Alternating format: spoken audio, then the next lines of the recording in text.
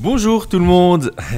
Deuxième vidéo sur l'UFC 264. J'ai proposé à tout le monde sur tous mes réseaux de poser des questions et je suis très content d'en avoir reçu pas mal du tout. Je vais donc faire une vidéo à laquelle je réponds à absolument toutes les questions.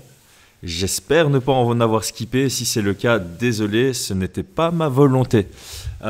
Toute première chose, j'ai juste envie d'adresser le sparring de Dustin Poirier que Colby Covington a partagé, parce que j'ai vu pas mal d'absurdités passer et je suis en train de me dire c'est certainement parce que les gens ne comprennent pas ce qui se passe dans les camps d'entraînement quand on est juste fan, pas pour dénigrer ni quoi que ce soit, mais quand on est fan et qu'on ne connaît pas la préparation ni quoi que ce soit, on peut mal interpréter cette vidéo.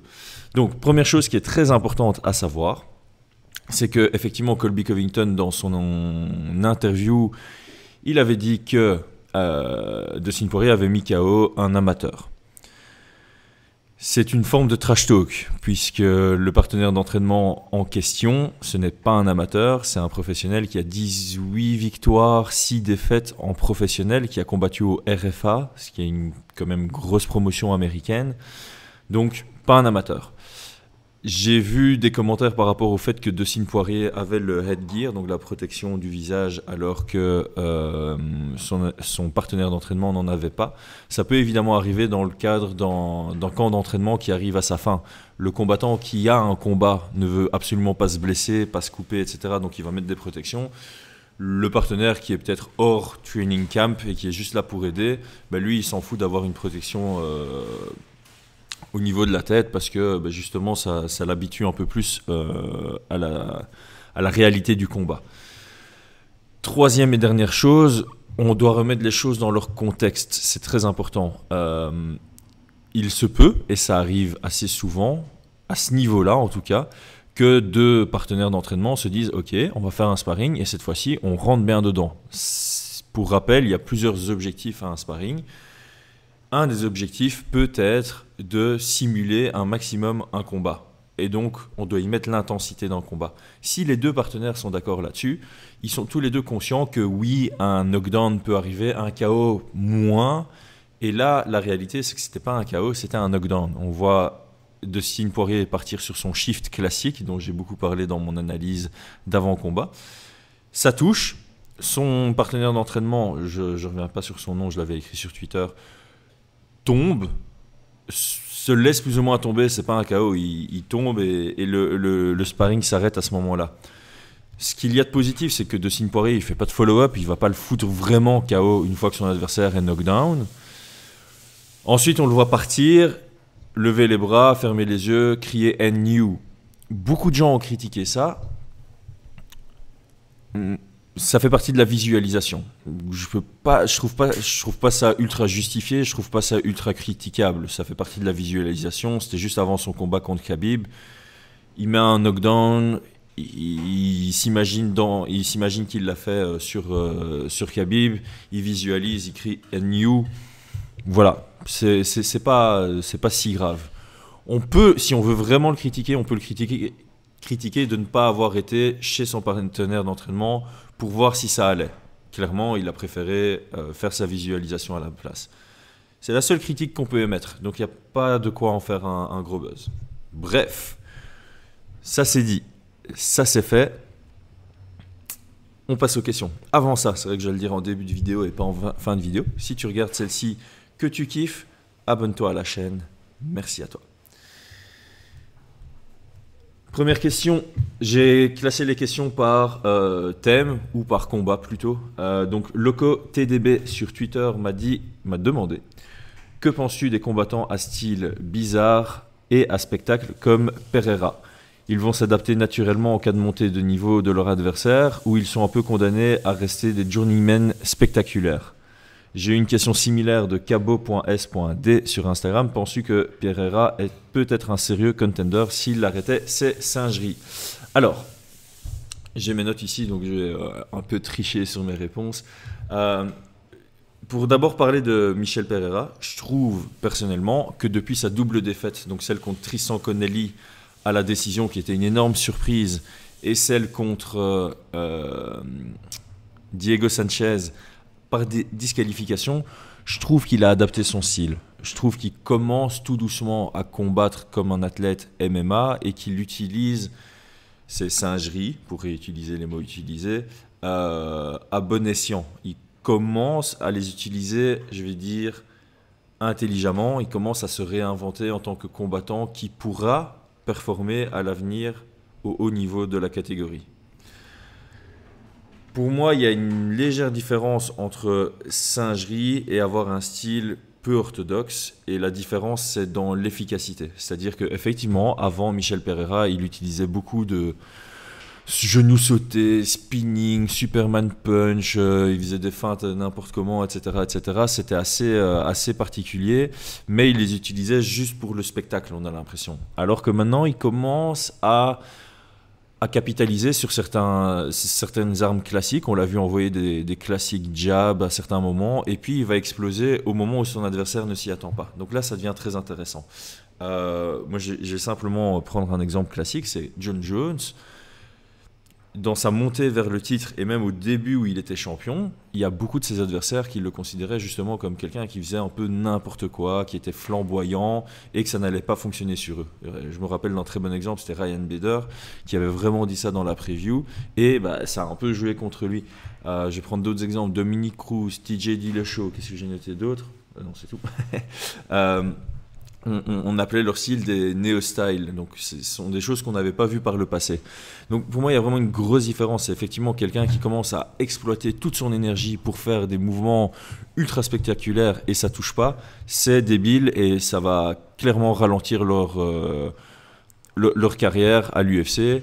C'est quelque chose qui peut très bien fonctionner contre une compétition moins forte, mais par contre, dans le cas de Michel Pereira, ça montre une énorme agilité, c'est de la triche en fait.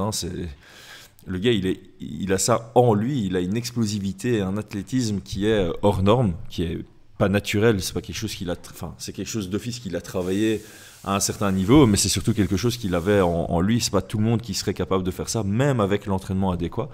Donc voilà, je suis en train de lire. On a aussi Prochaska, c'est ça le nom que j'avais.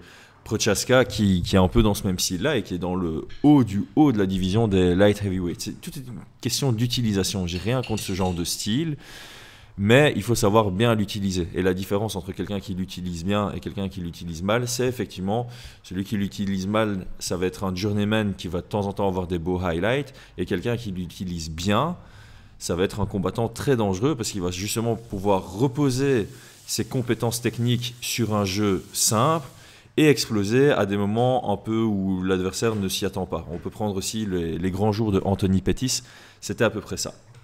Bref, comme pour tout en MMA, c'est une question d'optimiser. Il faut savoir les utiliser au bon moment. Par rapport à ça, c'est une toute petite question. Bruce Lee sur... j'ai pas écrit la plateforme, bref. Bruce Lee, je crois que c'est sur YouTube. Est-ce que je parie ma maison sur Nico Price? Non. C'est typiquement le genre de combat sur lequel on ne parie pas parce que littéralement tout peut arriver. On a deux finishers spectaculaires et justement Nico Price, il est beaucoup plus simple dans son approche, mais il reste très efficace. Évidemment, il y a un peu moins de techniques folkloriques, flamboyantes, etc. Mais ça va vraiment être un très très beau combat parce qu'on a deux mecs qui n'ont pas peur de l'échange, on a deux mecs qui sont très capables, très opportunistes et honnêtement, c'est imprévisible. Je parle souvent de ça, chaotique, contrôle. C'est deux mecs qui adorent le chaos et qui combattent dans le chaos sans problème. Ok, on va passer au sujet d'après, qui est fort attendu, je pense, parce que j'ai eu pas mal de questions là-dessus. Sur Ryan Hall contre Ilia Topuria. Alors, première question, ça vient de Savia. Savia et toi. C'est sur Twitter. Est-ce que tu ne trouves pas que Ryan Hall est un peu surcoté? Les fans casuals pensent que c'est un dieu et qu'il peut soumettre n'importe qui, alors qu'en réalité, ce n'est pas un bon combattant well-rounded, donc complet. Alors... Pour moi, ça dépend de ce qu'on entend par surcoté. Personnellement, j'ai pas vu qui que ce soit écrire sur Twitter « Ryan Hall, c'est le futur champion. Ryan Hall, il va battre tout le monde. » Je trouve qu'effectivement, il y a une hype autour de lui. Pour moi, la hype est justifiée parce que, enfin, personnellement, j'adore Ryan Hall dans le sens où c'est probablement le combattant le plus intelligent de, de manière générale, pas le. Je me suis mal exprimé. C'est la personne la plus intelligente qui combat à l'UFC. Ouais, je vais dire ça comme ça. Donc, c'est vraiment quelqu'un de très très intelligent, ce que j'apprécie énormément dans ce sport. Je vais vraiment pas le cacher. Et en plus de ça, oui, clairement, il fait partie sans problème, des meilleurs grappleurs qu'on ait jamais vus à l'UFC et en MMA de manière générale. Il a un niveau incroyable au sol. Est-ce qu'il est complet? Je dirais non, parce qu'effectivement, en termes de lutte offensive, c'est pas incroyable. Il a fait un très beau double leg dans son dernier combat il y a 2 ans contre Darren Elkins, mais c'est pas incroyable. Et en lutte défensive, on n'en sait rien, parce qu'en fait, il se laisse tomber. Debout, ça manque de puissance. De temps en temps, quand il fait ses spinning back fists, ça ressemble à ceux de Ben Askren. Et par contre, en termes de kick, il a un grave volume et une certaine efficacité, une certaine intelligence d'utilisation des kicks. Donc, voilà. Maintenant, il n'a pas affronté de gros noms. Il a affronté des name value, mais ce n'est pas des gros noms. C'est-à-dire qu'il a affronté Gray Maynard en fin de carrière. Il a affronté BJ Penn quand il était déjà washed out. Et il a affronté Darren Elkins qui était aussi en fin de carrière. Donc ça, c'est ses 3 derniers combats. Ce n'est pas des gros name value. Pour moi, il est pas, je dirais pas qu'il est surcoté. On va prendre le combat ici. Il est underdog à plus 195, plus 195. Donc, je pense que les gens savent le situer. En tout cas, les oddsmakers savent le situer. Et je crois que la ligne n'a pas trop bougé. Donc, ses fans aussi savent un peu juger où est-ce qu'il en est en MMA. Pour moi, même si on peut dire qu'il n'est pas complet, à cause peut-être de certains manquements en lutte et en pied-point, ça reste un profil qui est très très ennuyant à affronter. Et on le voit d'ailleurs, apparemment, c'est difficile pour l'UFC de vraiment le matcher, de trouver quelqu'un qui accepte le fight. Le dernier qui avait accepté, c'est Dan Ige. Je pense que c'était très intelligent de la part de Dan Ige d'accepter ce combat. Et ici, on a Ilia Topuria, parce que clairement, Ilia Topuria, d'un point de vue style, c'est un combat intéressant pour lui. Donc, est-ce qu'il est surcoté? Ça dépend de ce que tu entends par surcoté. Moi, de ce que je lis, de ce que je vois, j'ai l'impression qu'on sait ce qu'il vaut, on sait où est-ce qu'il doit être dans la division, et personne ne parle de lui comme futur champion. Donc, voilà, je pense que si on parlait de ça, clairement, il serait overrated. Mais moi, je pense que tout le monde le voit comme un contender au top 15, peut-être top 10 dans sa carrière. Je pense que ça se vaut. Alors, ben justement, Phileas Fogg sur YouTube demande jusqu'où peut aller Ryan Hall dans la KT s'il devient actif. Alors, oui, effectivement, il est très inactif. Hein. Ça fait 2 ans qu'on ne l'a plus vu combattre. Je pense que c'est toujours difficile. C'est un peu tôt pour estimer, pour répondre correctement à cette question. Je crois que j'ai eu la même par rapport à Sean O'Malley et j'aurai la même réponse. C'est une question qui est toujours difficile à répondre. Clairement, je ne le vois pas survoler la division. Il est dans une division compliquée, il y a beaucoup de gros noms. Et il a pas encore montré des choses qui me feraient dire qu'il peut être champion plus tard. Par contre, il peut facilement ennuyer des gars du top 15. Je pense Caceres, Alex Caceres est numéro 15, Sodiq Youssouf est numéro 11. Donc je pense que oui, clairement, Ryan Hall a totalement les capacités de rentrer dans ce top 15 et ennuyer certaines personnes du top 15. Mais ici, je pense qu'il est dans un mauvais combat pour lui. Topuria, je pense pas qu'il va le passer. Mais Topuria, pour moi, c'est un futur top 10 sans problème, voire top 5.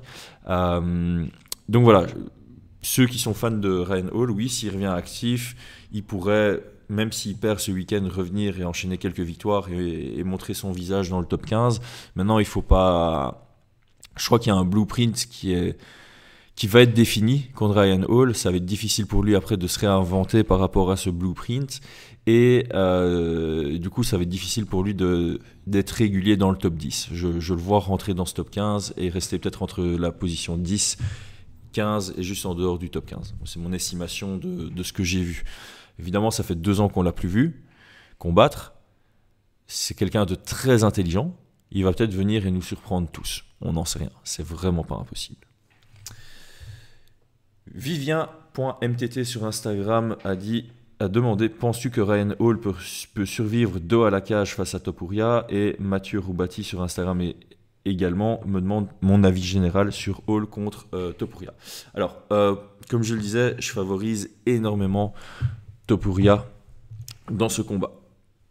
La première raison, j'en ai déjà parlé, c'est que Ryan Hall n'a pas vraiment eu de vrai challenge par le passé, pas pour décrédibiliser ses anciens adversaires, mais Gray Maynard en fin de carrière, BJ Penn après sa carrière et Darren Elkins en fin de carrière aussi.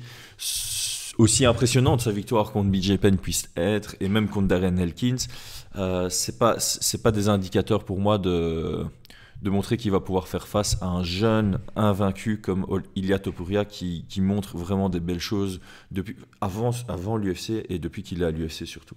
Le style de Ryan Hall, de ce qu'on a pu voir, et surtout dans son dernier combat, parce que ça va à la décision, donc on a pu voir vraiment l'amplitude de son approche de combat, c'est rester au karaté range. Donc il reste très très loin de son adversaire, il bouge beaucoup latéralement. Il attaque quasi que avec des kicks. Beaucoup de volume dans ses kicks, beaucoup de variété dans ses kicks, et dès qu'il envoie le kick, s'il sent que ça touche, il se laisse tomber. Il se met sur son dos, à la Werdum contre Overeem, parce qu'il a une réelle confiance en lui sur son dos. On a vu quelques Iminari Rolls à distance, ou même dans des échanges, c'est super beau. On a vu 2 directs du gauche qui sont passés en contre Darren Elkins parce qu'il manquait de patience et qu'il a fait des erreurs. Qu'est-ce que j'ai noté d'autre? C'est un peu tout, donc c'est une analyse un peu grossière de son style. Évidemment, une fois que c'est au sol, c'est très très compliqué pour quiconque de survivre. Maintenant, Topuria, d'un côté, il a un gros niveau au sol, donc on peut imaginer qu'il pourrait survivre contre Ryan Hall. Surtout qu'il serait en top control, a priori. Moi, si ça va au sol, je vois Topuria être en top control, parce que Topuria a une sacrée défense en lutte. Il a un très très bon niveau en gréco-romaine, il a des bons takedowns, et Ryan Hall a cette tendance de se laisser tomber parce qu'il a confiance en lui sur son dos. Je pense que Topuria pourrait survivre, mais ça pourrait être aussi là où Ryan Hall a une grosse force de gagner, c'est si Topuria la joue non intelligente. Disons que s'il a un game plan pas intelligent, il risque de rentrer dans le jeu de Ryan Hall, aller au sol, et c'est là où le niveau s'équilibre le plus. Pour moi, Topuria est meilleur debout parce que le style de Topuria est vraiment difficile pour Ryan Hall. C'est quelqu'un qui fout une énorme pression, qui est capable de foutre la pression, qui attaque beaucoup avec des body shots, et par le passé, on a vu pas mal de... Je prends de Sina Hazelet, comment il s'appelle, Cody McKenzie. Les body shots, ils n'aiment pas. Et je ne sais pas pourquoi Ryan Hall me fait un peu penser à eux, des longs, fins, très bons grappleurs. Donc j'ai l'impression que les body shots de Ilia Topuria ici, ils vont faire très très mal à Ryan Hall. La pression que Topuria peut apporter, ça va complètement empêcher Ryan Hall de garder ce combat au kicking range ou au karaté range et d'envoyer ses kicks, parce qu'il sera sur son pied arrière et il aura quelqu'un qui va tout le temps avancer, le boxer. J'ai l'impression que Topuria a un gros coup à jouer ici debout, s'il ne s'emballe pas avec la lutte, s'il ne s'emballe pas à aller au sol. Je dis pas, si ça va au sol, Topuria peut très bien survivre. Je ne le vois pas finaliser ou embêter Ryan Hall au sol. Bien que Ryan Hall est quand même très technique, très léger dans son approche, alors que Topuria, c'est 15 minutes de force pure, brute, constante pression. Mais il a le stamina qui va avec. Donc voilà, c'est mon avis général sur ce combat. On passe à la suite. On est chez qui? Au Mali. Voilà, j'ai reçu beaucoup de questions. Ok. Alors, Jean Bab sur Twitter, c'est pas en rapport avec les combats directement, mais Sean O'Malley est super et a un palmarès qui le montre. Alors pourquoi, quand son combat a été annulé, plein de types mieux classés que lui, qui n'avaient donc pas beaucoup à y gagner, en théorie, ont voulu prendre le combat? Alors c'est très simple, pour moi, ils avaient beaucoup à y gagner. Ce qu'il faut comprendre, c'est que, évidemment, quand on est à l'UFC, on veut monter dans le ranking. Donc clairement, si tu es numéro, j'invente, 8, parce que je pense que même le numéro 8 de la division a offert de remplacer Louis Smolka dans le combat. Quand tu combats contre quelqu'un qui est en dehors du top 15, du point de vue ranking, tu n'as rien à gagner, c'est clair. Mais l'UFC, c'est pas ta carrière, ta vie, ce n'est pas que monter dans le ranking. Déjà, tu prends une opportunité de dernière minute, tu as un combat, donc tu as une prime, parce qu'ils n'ont pas de salaire, c'est-à-dire qu'ils gagnent de l'argent uniquement quand ils combattent. Donc, toute opportunité est bonne à prendre, financièrement parlant. Encore une fois, je ne parle pas de ranking, je ne parle pas de victoire, je parle pas de montée dans le classement. Toute opportunité financièrement est bonne à prendre, surtout quand c'est contre un gros nom. Sean O'Malley, tu le bats, tous les casuals vont te connaître après. Ils vont te suivre sur Instagram, sur Twitter, peu importe, tu vas gagner en visibilité. Le fait que tu gagnes en visibilité, ça te donne des opportunités de sponsorship, de partenariat, de collaboration, et ça te donne un levier de négociation après avec l'UFC pour ton futur contrat. Donc tu prends le combat si tu es sûr de toi par rapport à Sean O'Malley, si tu penses que tu vas le battre, même s'il est en dessous de toi dans le classement, c'est bon à prendre parce que tu vas gagner en visibilité, tu vas gagner toi-même en name value, tu vas rester actif, tu vas gagner de l'argent et en plus tu vas pouvoir mieux négocier par la suite et pour ta post-carrière, tu auras beaucoup plus de followers que si tu ne l'avais pas affronté au cours de ta carrière. Ça paraît con, mais on va être honnête, on ne va pas parler tabou ici. Le nombre de followers en 2021, c'est important dans la vie à ce niveau-là. Alors, Raph SLD sur YouTube demande si Sean O'Malley s'impose nettement, penses-tu qu'on a des chances de le voir contre un top 15, voire contre un top 10? Si oui, quel match-up peut-on imaginer? Alors, je pense d'office que son combat contre Louis Smolka, c'était une façon pour l'UFC de le placer en numéro 15 de la division, ou peut-être juste en dessous. Mais je pense qu'avec une victoire contre Louis Smolka, l'objectif c'était de le faire rentrer dans ce top 15 et le faire affronter un top 15. Clairement, l'UFC a remarqué que Sean O'Malley avait une name value, qu'il n'avait pas besoin d'affronter des gros adversaires pour faire du chiffre, excusez-moi. Et du coup, ils veulent le faire monter progressivement, ce qui est un très très bon choix. Est-ce qu'avec une grosse victoire contre un no-name, Moutinho, est-ce qu'il obtiendra un combat contre le top 15, voire le top 10? Je ne sais pas, je ne pense pas, je dirais même. Juste pour prendre un exemple, Marlon Vera, on va parler de lui parce que c'est une de ses défaites. C'est sa défaite, pardon, sa seule défaite. Il est numéro 13, donc il est dans le bas du classement du top 15. Il n'y a que des killers. Franchement, les bantamweight, pour moi, je me demande si c'est pas la plus grosse division. Il n'y a pas beaucoup d'attrait médiatique pour l'instant dessus. Mais quand on voit les combattants qu'il y a dans cette division, c'est vraiment l'une des meilleures, certainement, voire peut-être la meilleure. Donc ouais, le faire combattre dans le top 15, c'est un peu compliqué. Ici, j'ai pris des notes. S'il fait une petite victoire, pour moi, l'UFC risque de rebook contre Louis Smolka ou de le mettre à un adversaire similaire, genre Kai Kara France, juste en dehors du top 15 pour le faire monter progressivement, continuer à lui créer un nom, des highlights et puis le faire monter dans le top 15. Si c'est une grosse victoire, peut-être le top 15, donc dans ce cas-là, le numéro 15, Kyler Phillips combat en juillet contre Rolian Paiva, donc peut-être contre le vainqueur de ce combat-là. En juillet, c'est dans 3 semaines, quoi. Ou bien, peut-être, si c'est accepté par Sean O'Malley, la revanche contre Marlon Vera, parce que ça aurait un vrai attrait médiatique. Et les fans voudraient voir ça. Avoir la stratégie de l'UFC, avoir la stratégie du manager de Sean O'Malley. Pierrick Tivol de YouTube, enfin sur YouTube. Salut, j'aimerais savoir ce que tu penses de Sean O'Malley et s'il a le potentiel pour être top 10, voire futur champion. Pour l'instant, c'est trop tôt. Ah, ça, c'est ma réponse. Je dirais que pour l'instant, c'est trop tôt pour répondre s'il a le potentiel d'être champion. Clairement, c'est un des meilleurs strikers qu'on ait jamais vu à l'UFC, ça c'est clair et net. Mais il est très fragile. Alors, il est encore jeune, donc peut-être que la fragilité vient de là et qu'avec le temps, il sera moins fragile.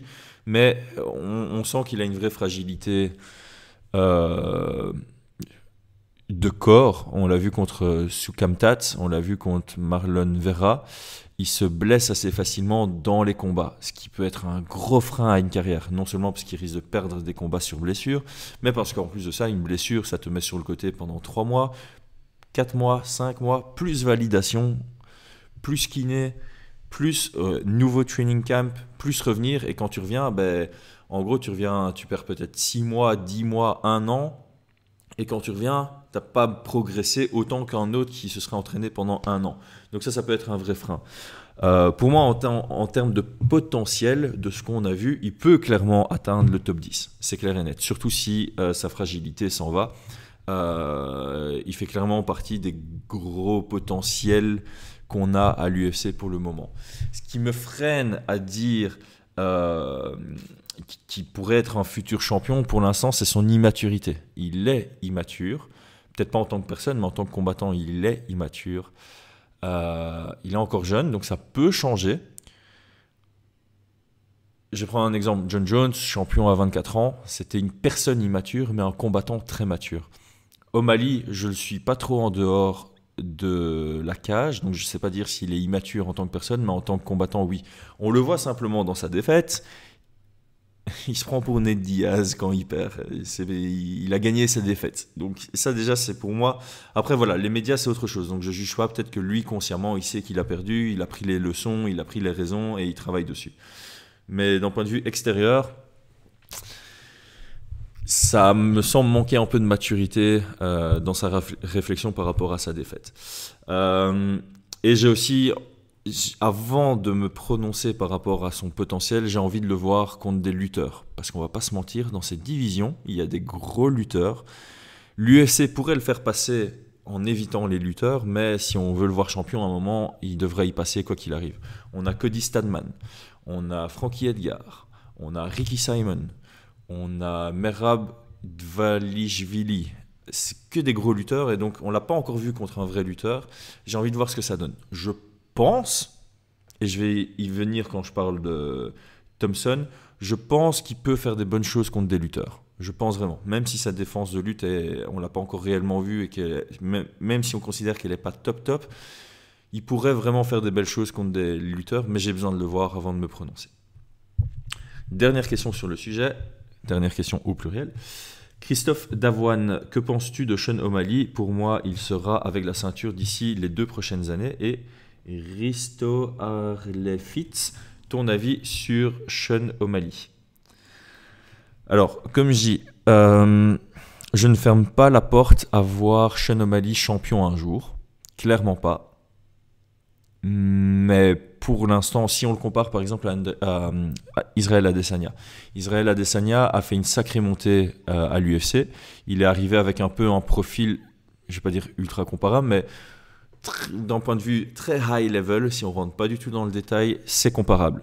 Excellent striker, excellent striker, hors norme, au-dessus de tout le monde en pied-point, avec un gros point d'interrogation sur le grappling défensif qui pouvait lui poser problème. Israel Adesanya est arrivé, encore une fois, avec une maturité de combat incroyable, ce qui lui a permis de faire une ascension directement vers la ceinture. On l'a vu évoluer de dingue, de combat en combat, sur ce sur quoi il savait que ses adversaires allaient travailler. Il savait que ses adversaires allaient chercher à le lutter. Il a imposé une distance qui permettait de minimiser les tentatives d'amener au sol contre lui et d'être efficace à cette distance-ci.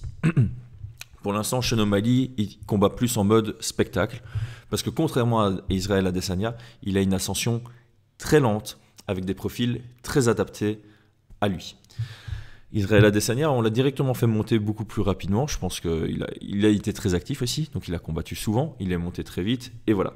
Donc, encore une fois, ça revient sur ce côté maturité, mentalité, work ethic, j'ai pas encore vu ça chez Sean O'Malley, donc je pense pas que dans les 2 ans il sera champion. Je peux évidemment me tromper. Et en plus de ça, voilà, il est dans une division qui est juste incroyable. J'ai pris des noms au hasard, enfin pas vraiment au hasard. Sterling, Peter Yan, Corey Sandhagen, TJ Dillashaw, Rob Font, Aldo, Garbrandt, Ricky Simon, Dvalishvili, Edgar, et j'en passe, ce sont tous des combats compliqués.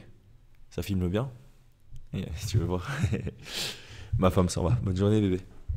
Bébé, putain, je vais couper ça à YouTube. Non, 100% authentique, les gars. Donc bref, tout ça pour revenir sur Sean O'Malley. Pour l'instant, j'ai personnellement pas les indicateurs qui me font dire qu'il sera champion dans les 2 ans. Il a le potentiel, il a le style. J'ai encore besoin de voir comment il deal d'un point de vue stratégique avec des gros lutteurs. Mais c'est encore trop tôt pour le dire. Clairement, il va monter, sûr et certain, sauf blessure, mais pas certain que la ceinture sera à lui dans les 2 ans, ou même ever. Mais clairement, gros nom de la division. Ok, Petite pub et je reviens pour les dernières questions. Nicolas H sur YouTube, merci pour tout le travail que tu fournis. Eh ben de rien. Enfin quelqu'un de poli avant de me poser des questions comme ça les gars. Non, j'ai penses-tu que Gilbert Burns soit tombé amoureux de ses poings et du coup qu'il ne livrera pas de jiu-jitsu contre Thompson? Alors, j'en parle souvent, j'en parle très souvent. Effectivement, il y a beaucoup de grappleurs, dont Gilbert Burns, dont Colby Covington, peut-être Kamaru Usman maintenant. Il y a vraiment Chad Mendes, José Aldo. Il y a plein de grappleurs ou lutteurs qui arrivent en MMA, qui se rendent compte qu'ils ont une puissance naturelle, qui est naturelle en fait grâce à leur pédigré en lutte ou en grappling, et qui tombent amoureux de leur boxe, et ça leur porte défaut à un moment de leur carrière. Est-ce que ce sera le cas dans ce combat-ci?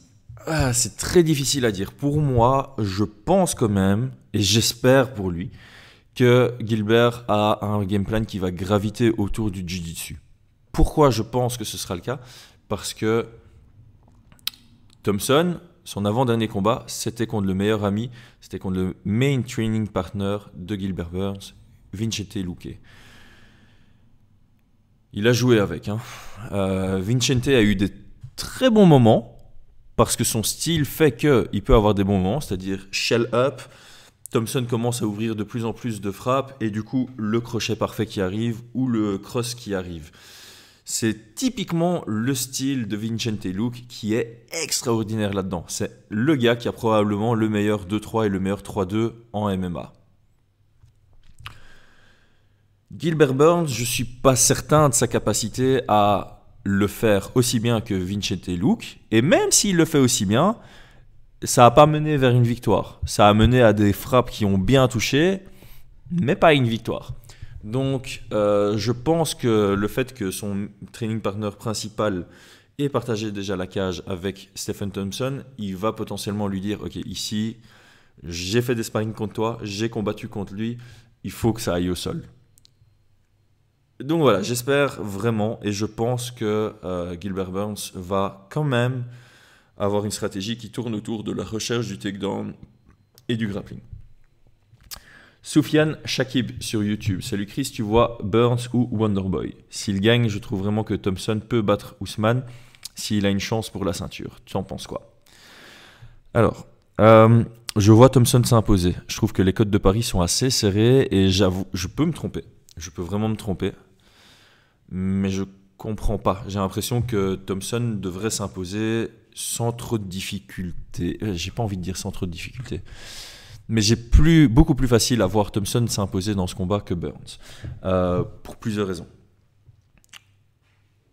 La gestion de distance, de 1. Thompson a d'excellents mouvements latéraux. C'est très difficile de le mettre sous pression.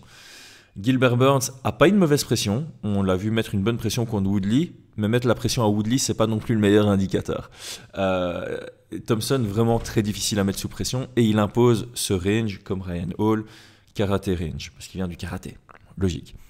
Très bon kick, très bon blitz et très bon timing sur les blitz de son adversaire. C'est-à-dire que son adversaire, à cause de la distance, pour venir toucher Thompson, il doit blitz, il doit faire un pas, mais pas un petit pas, il doit faire un grand pas pour rentrer dans le range où il est capable de toucher avec des kicks ou avec des points Thompson. Thompson est excellent en contre quand son adversaire rentre dans la zone d'attaque. Notamment parce que Thompson ne fait que bouger et il a toujours un angle dominant d'une certaine manière. Et en plus de ça, quand lui engage, il fait que travailler ça. Sa force, c'est son explosivité. Il rentre, il sort. Très difficile à contrer. Pas impossible, très difficile à contrer. Du coup, moi, la façon dont je vois le combat se dérouler, c'est vraiment Thompson qui gère la distance, qui gère le rythme, qui engage, sort sans se faire toucher, ou un Burns qui va essayer de rentrer dans la distance et se faire contrer. Pour moi, Thompson va emporter les rounds. Il va dominer le combat de manière générale. Burns, il va devoir jouer l'opportuniste ici. C'est ma façon de voir. Encore une fois, c'est ma façon de voir. Ça se trouve, Burns va amener au sol 3 fois dans les 30 premières secondes, maintenir ça au sol ou le soumettre. Pas impossible, je ne ferme pas la porte à ça.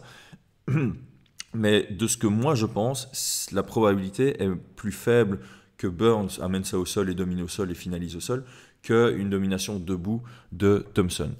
Je ne ferme pas non plus la porte à un gros contre de Burns avec un bon timing ou quoi. Clairement pas. Tyron Woodley l'a fait contre Thompson, c'est pas du tout impossible. Mais encore une fois, Thompson devient de plus en plus mature, de plus en plus intelligent, peut-être même de plus en plus prudent, surtout contre des combattants avec ce genre de puissance dans les frappes. Et je le vois s'imposer. Donc à moins que Thompson, qui maintenant a 38 ans, son explosivité et ses compétences, ses aptitudes physiques diminuent drastiquement depuis son dernier combat et qu'il se fasse surprendre justement parce qu'il n'a plus cette réactivité, qu'il n'a plus cette explosivité, qu'il n'a plus cette vitesse, qu'il n'a plus ce timing. Mais si on a la dernière version de Thompson qu'on l'a vu, soit celle contre Vincente Luque, soit celle contre Geoff Neal, qui est contre Burns, je vois clairement Thompson s'imposer. Surtout pour une raison. Burns a cette fâcheuse habitude d'envoyer des low kicks à sec, sans préparation. C'est pas mauvais face à quelqu'un qui désengage, mais face à quelqu'un qui a un timing comme Thompson, qui a déjà beaucoup contré sur des low kicks, avec un excellent timing, qui a mis des knockdowns comme ça, et Burns qui a déjà pris des knockdowns sur ses low kicks, contre Ousmane, contre Kunchenko, je ne sais plus son nom, et qui a déjà contre Hooker aussi, si je ne me trompe pas. Bref, j'ai vraiment une vision de plusieurs manières de gagner le combat pour Thompson. J'en ai moins pour Burns. Burns, peut-être sur un knockdown puis une soumission, peut-être sur un KO dans un moment, mais comme je dis, ça va jouer sur des moments pour Burns. Et si Thompson ne lui laisse aucune porte ouverte, Thompson va l'emporter soit à la décision, soit par finalisation même. Et pour revenir sur la question par rapport à Ousmane, oui, je pense que Thompson est le plus difficile combat pour Ousmane dans la division. Je le pense vraiment. Vraiment, vraiment, vraiment. Alors, mais justement, les deux questions qui arrivent. Tristan sur YouTube, Wonderboy a le style parfait pour battre Ousmane. Excellente défense de lutte, excellent quand on lui met la pression en pied-point, très bon kick pour maîtriser la distance et empêcher Ousmane d'installer son très bon jab. La question, penses-tu s'il s'impose contre Burns, qu'à 38 ans, il est le niveau pour aller chercher une décision contre Ousmane, ou alors le train est passé pour lui à un tel niveau? Parce qu'autant sur papier, le style match est très bien, autant les dynamiques de carrière, Ousmane est en feu, là où Thompson a seulement 2 victoires et sur décision depuis 2019. On a aussi Eden Ostal sur Instagram qui demande si Wonderboy gagne et obtient un title shot, tu crois qu'il tient la distance face à Ousmane? Alors, je vais répondre comme ça. Si le combat était demain, donc si on n'avait pas Wonderboy contre Burns, mais si on avait Wonderboy contre Ousmane, je pense vraiment que les cotes de Paris seraient très serrées. Ousmane serait favori, mais si Ousmane combat demain contre Covington, Burns, Wonderboy, Masvidal encore, Chiesa, parce qu'il avait fait un call-out de Chiesa, Leon Edwards, la cote la plus serrée, pour moi, ce serait Wonderboy. Pour des raisons qui ont déjà été citées dans la question de Tristan, Wonderboy impose vraiment cette distance très lointaine. Donc, techniquement, il a une bonne défense de lutte. Donc une fois qu'on arrive, les rares fois où on arrive à casser la distance contre lui, il a vraiment des bonnes capacités, des bonnes compétences pour défendre. Mais pour moi, la raison pour laquelle ses statistiques en défense de lutte sont si élevées, c'est pas ses capacités techniques, c'est cette distance. Pour ceux qui s'entraînent, pour les combattants, les compétiteurs, ceux qui font du MMA pour le fun, mettez-vous au boxing range et imaginez devoir faire un takedown. Pas de souci, on se visualise le faire. Mettez-vous encore plus près que le boxing range, à distance de crochet. Imaginez un takedown, encore plus facile. Mettez-vous au kicking range. Ça devient hésitant. Il faut feinter avant.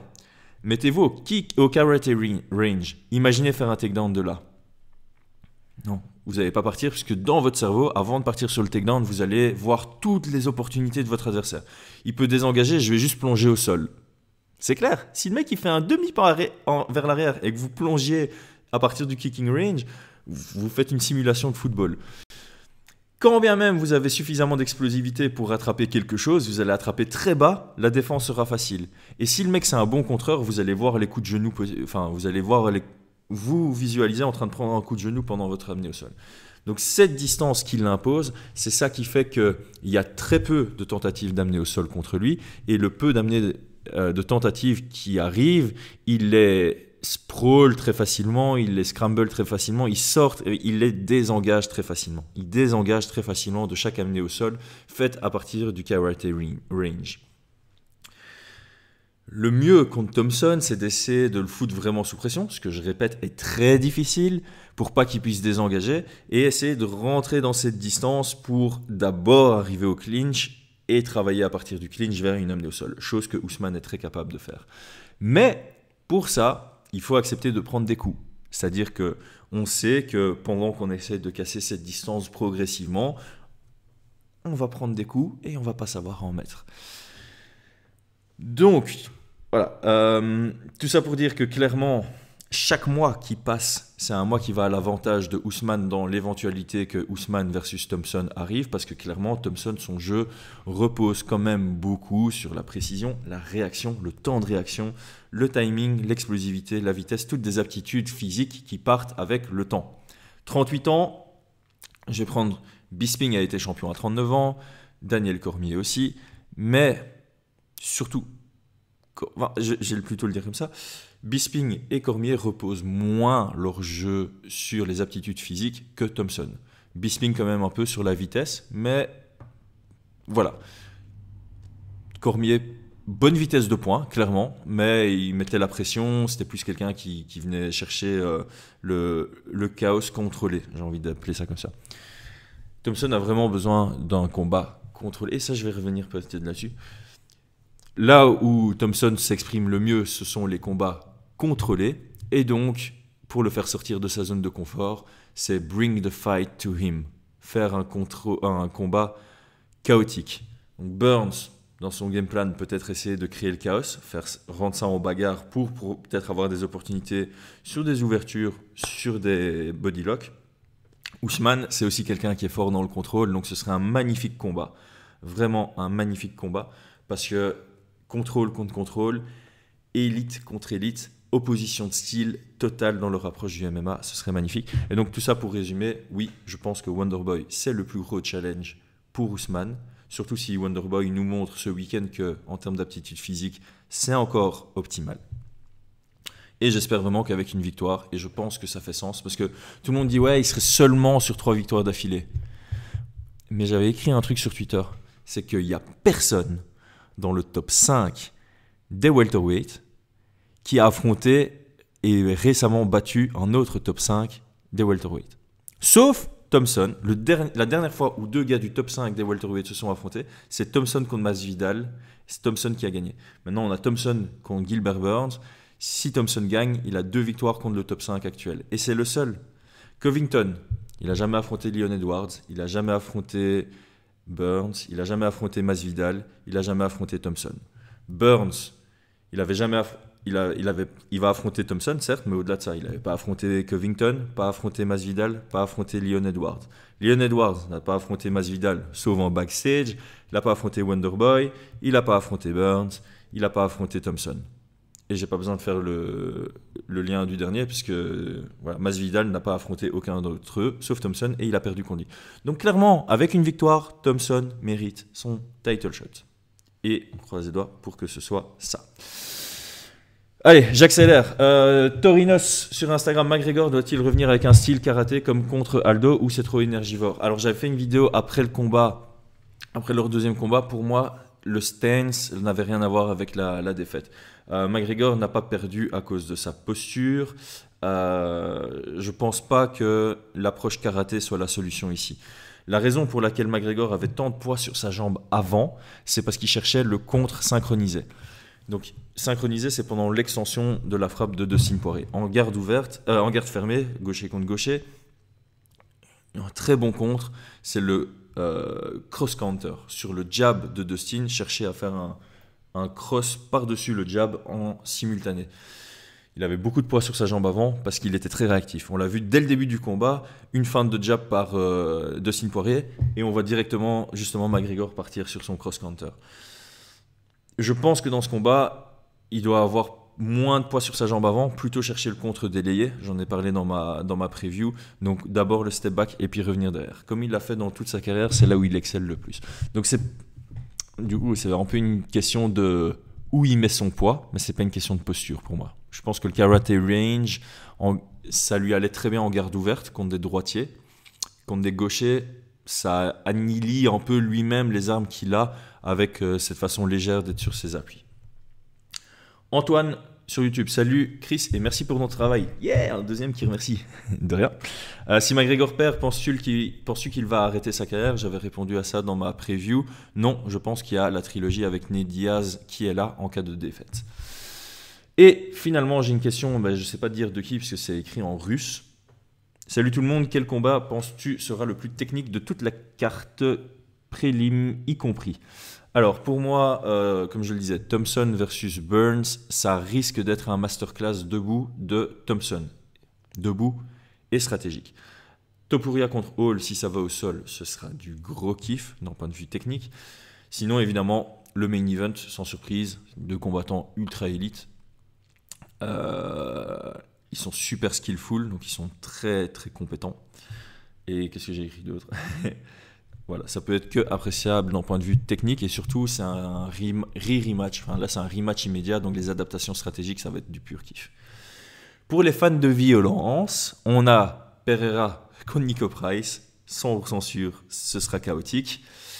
Potentiellement Griffin contre Condit, ça dépend. Griffin va peut-être vouloir lutter parce que stratégiquement c'est ça qu'il faut faire contre Condit.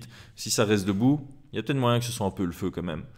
Et une chance sur 4 que Hardy contre Tuivasa, ça finisse sur un gros KO. Mais par contre, moi, c'est pas le combat qui m'excite le plus. Ok, première fois que je fais ce type de vidéo, on a tapé 47 minutes.